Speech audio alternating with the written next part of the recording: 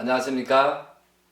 성경나팔 TV 오늘은 제3강좌 시간을 갖도록 하겠습니다. 오늘의 제목은 하나님이 계시는가 안 계시는가? 그럼 계시다면 어떻게 존재하시는가에 대해서 중점적으로 여러분과 함께하는 시간을 갖도록 하겠습니다. 지난 시간에는 성경 말씀에 나오는 창세기를 보고 하나님의 창조의 과정을 설명을 드렸습니다. 그러면 하나님께서는 어떠한 존재로 계시기에 그렇게 창조 과정을 걸쳤을까? 또한 마지막에 인간을 어떻게 창조했을까? 그런 거에 대해서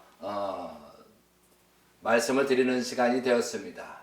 그러면 하나님이 계시는가에 대해서 기독교에서는 어떻게 말씀드립니까? 저도 좀 물어보지만 특히 이제 기독교 목사님이든 강사님들은 어떻게 말씀하세요?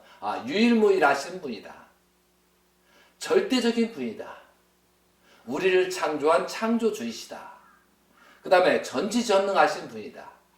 그리고 온 천하를 창조하시고 주관하시는 분이다. 그리고 창조했기 때문에 지혜로운 분이시다. 그리고 시간과 공간을 초월하시는 분, 무수부지한 분이다라고 주장하고 있습니다. 그럼 오늘 이 시간에는 하나님은 어떠한 존재로 계시는가? 그러면은 우리가 하나님이 그 작품을 보면 아는 거잖아요. 그럼 하나님이 이 피조세계, 이 천지창조를 창조한 그런 과정들을 보고 우리는 어떻게 하나님을 알 수 있을까? 그거에 대해서 한번 공부하는 시간을 갖도록 하겠습니다. 근데 성구에 보면 로마서 1장 20절에 보면은 이런 말이 있습니다. 창조로부터 그의 보이지 아니하는 것들 곧 그의 영원하신 능력과 신성이 그가 만드신 만물에 분명히 보여 알려졌나니 그러므로 그들이 핑계하지 못할지니 이렇게 되어 있습니다. 그러니까 하나님께서 창조하시는 그런 창조하신 모든 만물, 피조 만물을 통해서 그것을 보고 연구하고 검토하면은 나를 알 것이다. 그래서 핑계할 수 없다라고 되어 있습니다. 그것과 마찬가지로 하나님께서는 이 피조 천지 만물의 작품을 만든 거죠. 그러면 우리가 지구를 전체를 가보지 못했지만 참 아름다운 곳이 많습니다. 영상이나 바닷속에도 그 수천 수만 가지의 그 아름답고 색깔이 다른 그런 짐승이 많잖아요. 그런 동물이 많잖아요. 그리고 그런 물고기들이 많잖아요. 그리고 우리가 보는 것도 있잖아요. 어떻게 보면 사자같이 무서운 짐승도 있고, 그리고 또 그 표범 단계가 왔는데 또 웃긴 아주 귀엽고 뭐 웃을 수밖에 없는 그런 동물도 있잖아요. 이 꽃을 보자고 이런 나무도 마찬가지지만 꽃도 향기도 다르지, 또한 그 색색 오색이 판발하지, 그런 모든 것을 만들어졌는데 이것을 보고 우리는 어떻게 느낄 것이냐 이거죠. 근데 무신론자는 그냥 생겼다고 합니다. 근데 요즘 과학에서 여러 가지 연구를 하면서 뭐 DNA다 그렇게 얘기를 하고 있잖아요.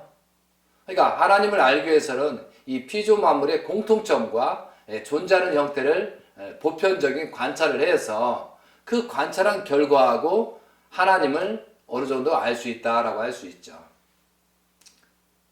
그런데 하나님을 믿고 싶지 않고 하나님이 없다 하는 사람들은 어디 계시느냐? 눈으로 보여줘라. 좀 만져보게 해달라. 라고 하는 겁니다. 근데 이것이 뭐냐면 우리가 과학에서 말하는 일반 보편적인 논리에서 뭐냐면 육적 감각, 육적 오감이라고 하죠. 그럼 육적 오감으로만 하나님을 느낄 수 있느냐? 아니면 다른 걸로 느껴야 되느냐 이거죠. 근데 지금 보통 사람들은 육적 오감으로 도대체 하나님이 어디 계시냐 보여주기만은 나는 믿겠다, 이렇게 말하고 있습니다. 그럼 육적 오감이 뭐예요? 여기 시각이 있고 눈으로 보는 거, 그 다음에 청각 귀로 듣는 거, 그 다음에 후각 냄새 기절, 그리고 우리가 미각 맛을 보고, 그 다음에 손으로 피부로 만져가지고 하는 촉각이 있습니다. 그래서 눈하고 귀하고 코하고 혀하고 피부로서 느끼는 거다 이거죠. 근데 우리 마음 있지 않습니까? 여러분도 어떤 마음이 있는데 이 마음을 육적 오감으로 느낄 수 있을까요? 분명히 저 사람이 나를 사랑하는지 사랑하지 않는지 느끼잖아요. 그걸 어떤 식으로 느낄까요? 그렇기 때문에 우리 마음이 있다는 것은 부정할 길이 없는데 이 마음을 표현할 수는 없잖아요. 근데 그 마음을 몸의 행동에서 일부는 표현하지만 이 제 속에 있는 이런 마음속을 어떻게 표현할 수 있을까요? 그렇기 때문에 하나님도 마찬가지로 하나님도 무형으로 계시기 때문에 그 마음은 마음적인 오감, 그 영적인 오감으로 느끼지 않으면 하나님을 보기가 쉽지 않다는 거죠. 근데 우리가 전 로마서 1장 20절에 있는 것처럼 우리가 피조 만물을 보면서 알 수 있다고 했습니다. 근데 우리가 모든 물질의 원자 형상을 보면은 소립자들이 있거든요. 그럼 소립자들이 양성과 음성으로 구성되어 있습니다. 근데 양성과 음성과 수로 이 작용을 합니다. 무슨 자석처럼. 그래서 그대로 존재하는 것도 양성과 음성이 따로따로 존재하지만 또 결합하면서 분립하면서 그런 작용이 생기더라 이거죠. 그러니까 모든 물질이 근원이거든요.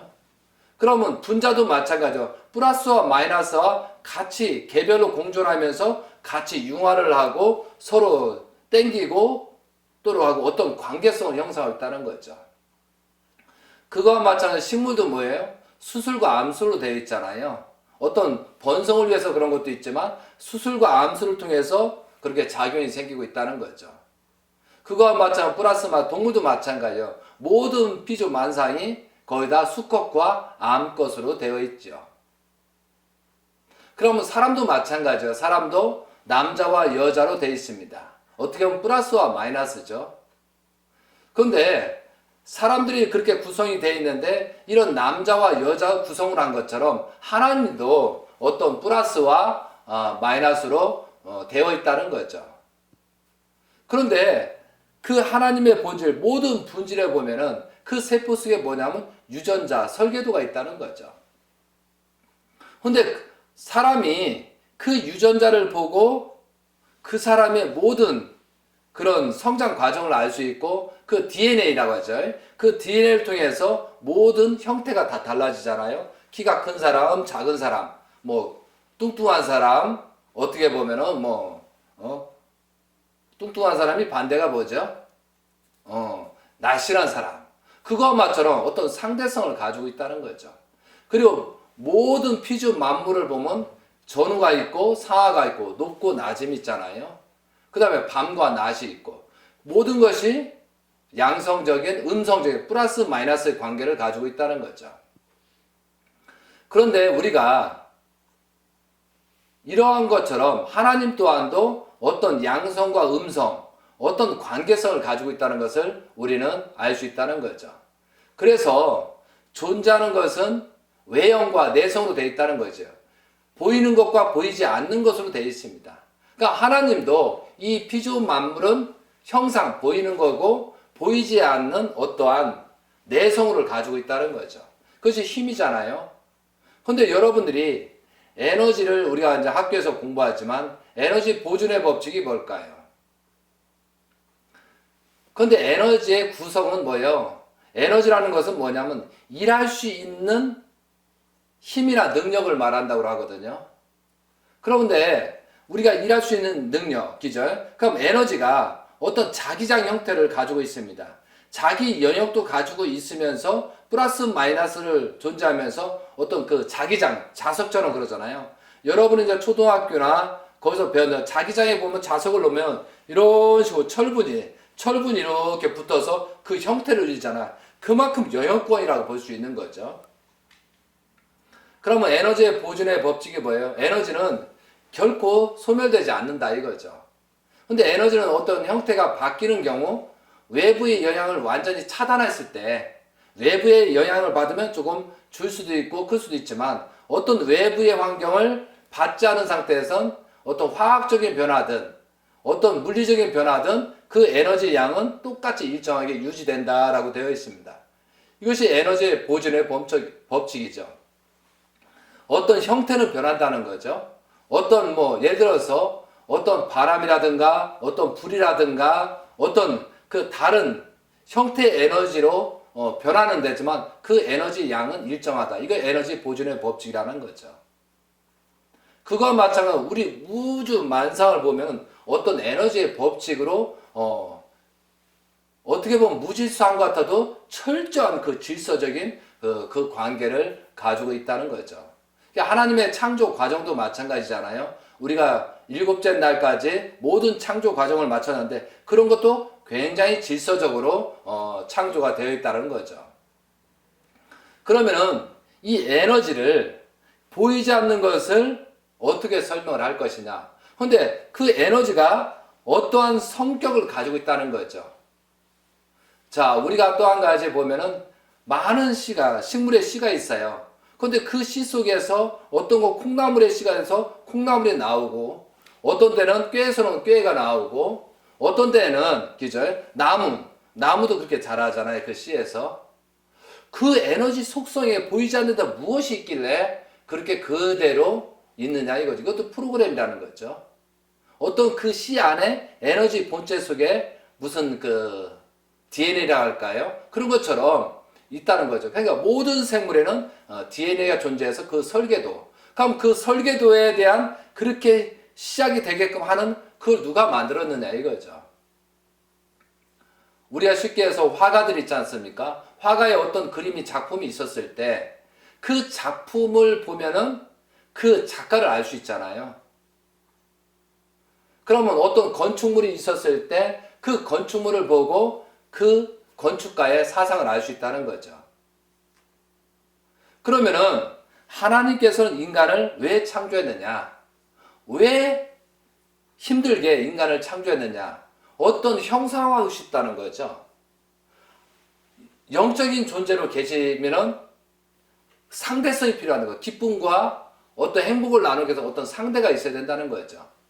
좀 전에 말씀했지만 그림을 보는데 그림을 왜 그러냐? 보는 자가 있어야 기쁘지 않습니까?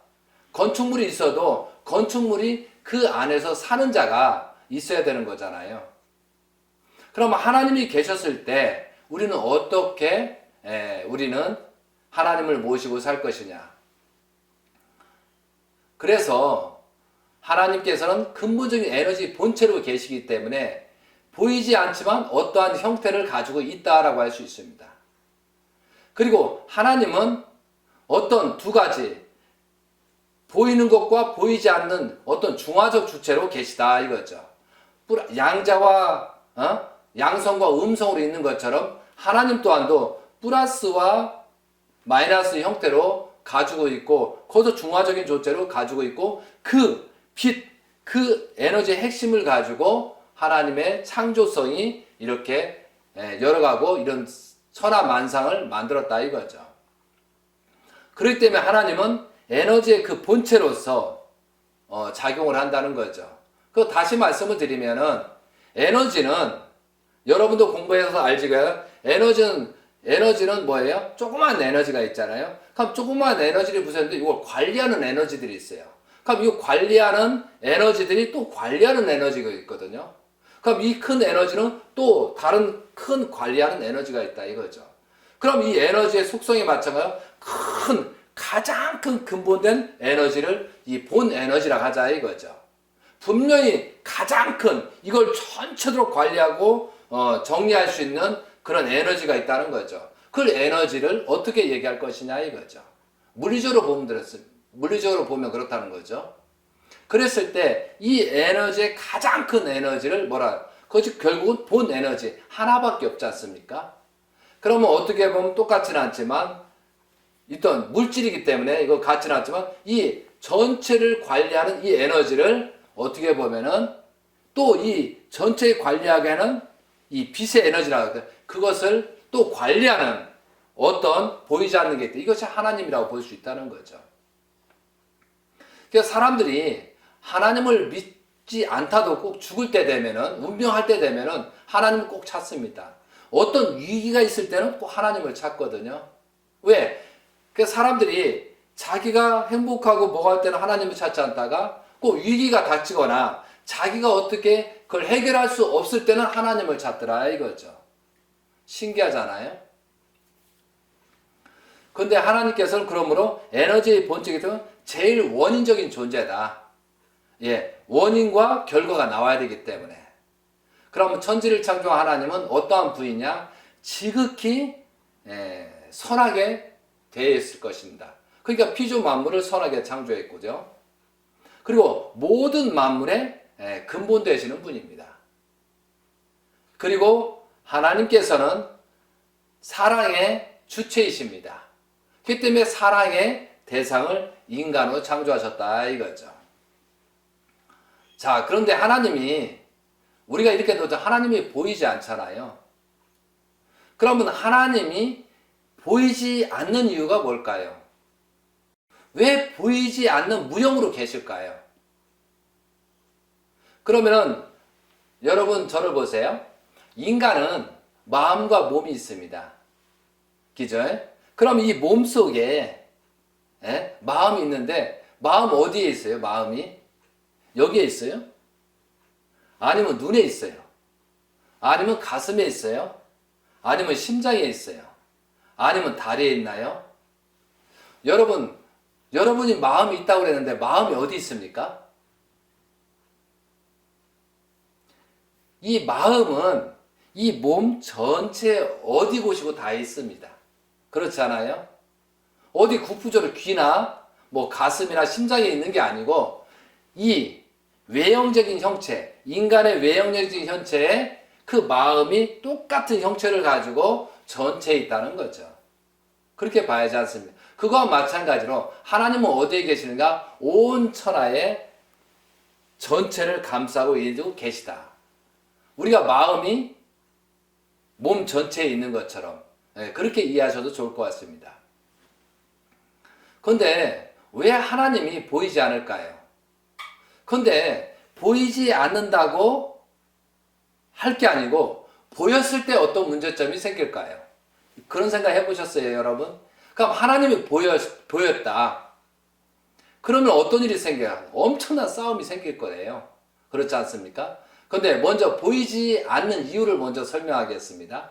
하나님이 보이지 않고 신으로 계시는 것은 최고의 편리하지 않습니까? 지금 뭐 태양이다 우주를 몇 광년을 가야 되는데 몸이 있으면 이거 갈 수 있어요? 몸이 있으면 주관할 수 없다는 거죠. 에너지의 본체로서 보이지 않는 거지만 어떠한 힘으로서 전체를 관리할 수 있는 그렇기 때문에 보이지 않아야 된다는 거죠. 이해되시겠습니까? 최고를 편리하기 위해서 보이지 않는 것 같습니다. 그리고 좀 전에 얘기했지만 무형으로 계셔야 보이지 않는 분으로 계시고 어떤 힘을 가지고 있기 때문에 어디든지 갈 수 있다는 거죠. 보이는 어떤 한 물질은 제약을 받는다는 거죠. 그러니까 하나님은 보이지 않는 게 어떤 힘으로서 존재하는 게 맞다는 거죠. 그리고 인간만에 위한 하나님인가요? 천지 만상이 주관적으로 계시기 위해서는 보이지 않는 게 낫다는 거죠. 자, 그러면은 보였을 때 어떤 경우가 생길까요? 하나님이 보였다. 그럼 육신으로 보이고 계시다 이거죠. 그러면은 하나님은 계시기만 하고 복을 받으니까 서로 인간들이 서로 싸우지 않겠어요? 이 싸움을 어떻게 막을 거예요? 그러면 예를 들어서 하나님이 한국에 있다. 그러면 소련이든 중국이든 일본이든 미국이 가만 놔두겠어요? 언제든지 전쟁을 해서 하나님을 빼앗으라고 하겠죠. 그렇지 않습니까? 그러면 심지어 어떤 곳에 있다면 엄청난 전투가 되고서 하나님을 뺐을 때까지 그럼 뺐으면은 또 전쟁이 안 날까요? 그러니까 하나님이 보이지 않는 이유는 강자들이 싸움을 막기 위해서 그런 것입니다. 얘도 우리도 사람의 사회도 마찬가지잖아요. 직급 따라 했잖아. 강자가 뺏으려는데 만약 하나님이 보였다고 하면 아마 뺏는 싸움에 인류는 망하고 망할 거예요. 하나님의 창조 이상을 이루기 전에 벌써 망해버린다는 거죠. 그리고 시간과 공간을 초월해서 존재해야 되기 때문에 그런 거고 또 천지 만물을 주관해야 되고 그런데 왜 인간이 하나님을 보일 수 없을까요?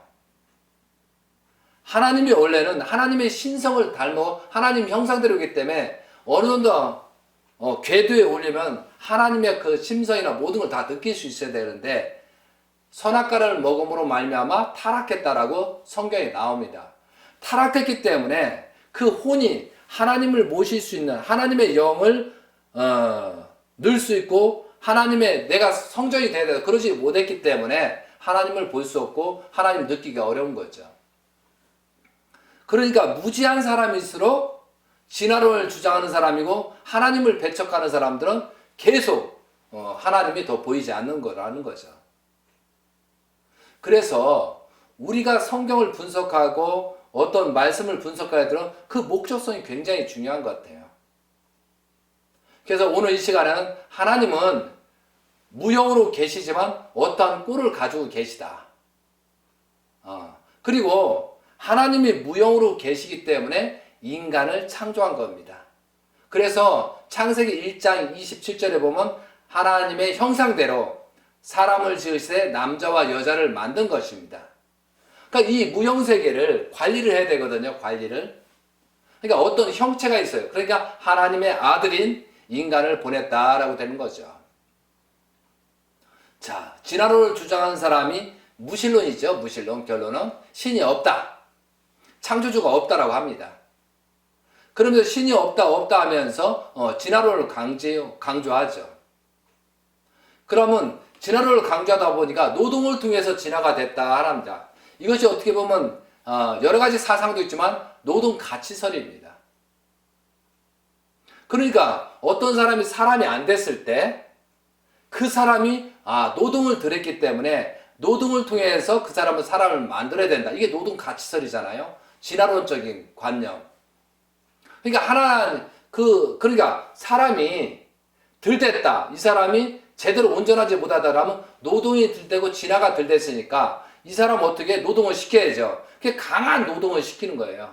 그러니까 북한에서는 공산주에서는 뭐 아거지 탄광이다 그런 것을 합법화 시킨 거죠. 근데 그 사람 노동을 통해서 바로 사람이 온전한 사람이 되더라 이거죠. 안 되잖아요. 이게 노동 가치설이에요. 무서운 거예요. 하나님이 없다고 하면은 이 노동 가치설처럼 노동을 통해 하나의 동물로 취급하는 거죠. 여러분들이 여기서 인간 존중이라는 것을 가치관을 상실했다 보면은 개돼지만으로 취급하는 거예요, 그냥. 그러니까 하나님이 계시다 안 계시다는 엄청난 차이가 있다는 거죠. 이해되시겠습니까? 그리고 하나님은 어떠한 존재로 계시냐? 인격적인 하나님으로 봐야 될 것 같아요. 많은 사람들이 장성한 사람들과 장성하지 못한 사람, 그러면 부모한테 무엇을 달라, 해달라, 어린아이가 그러잖아요. 근데 장성한 사람은 부모한테 무엇인가 본향을 하고 해주는 역할을 한다는 거죠. 여러분이 하나님한테 복 달라고 할 것입니까? 하나님께 어떤 기쁨과 영광을 드리는 그런 존재로서 자녀의 역할을 할 것이냐? 하나님이 어떤 공 떨어진 것이 아니고 무조건 주는 사람이 아니고 하나님 또한도 받고자 해서 인간을 창조했거든요. 그러면 하나님의 그 창조 목적대로 우리는 그 인간의 목적이 무엇일까? 우리는 어떻게 살아야 될 것이냐? 여러분이 잘 생각해야 된다는 거죠. 그래서 무조건 하나님만 믿기만 하면 천국 간다. 뭐 예수님을 믿기만 하면 천국 간다. 이것은 잘못된 신앙이다 이거죠. 그 믿음 위에 우리가 이 형상화하잖아요. 하나님의 성전이 돼야 되고 하나님의 몸처럼 우리도 같이 성스럽게 만들어야 된다는 거죠. 그래서 다음 시간에도 말씀드리겠지만 하나님에 대해서 우리는 어떻게 계시다? 모든 기절, 보이지 않는 것과 보이는 것으로 형성된 것과 모든 만물을 모아서 형성이 되고 있다는 거죠. 그러니까 하나님은 어떠한 보이지 않지만 어떠한 형태를 꼴을 가지고 있다 이거죠. 그리고 보이지 않는 이유는 뭐예요? 많은 전쟁을 막기 위하고 또한 모든 전체를 관할해서 보이지 않는다는 거죠. 우리의 마음처럼 말이죠. 그래서 여러분들이 심성적인 기준을 가지고 하나님의 그 마음으로 하나님을 찾아서 하나님의 아들, 딸, 하나님의 창조 목대로 형상대로 살아갈 수 있는 우리 인간의 모습이 되어야 되겠습니다. 그리고 다음 시간에는 또 천사에 관해서 여러분과 함께하는 시간을 갖도록 하겠습니다. 이상으로 성경 나팔 TV를 마치도록 하겠습니다. 다음 시간에 뵙겠습니다. 감사합니다.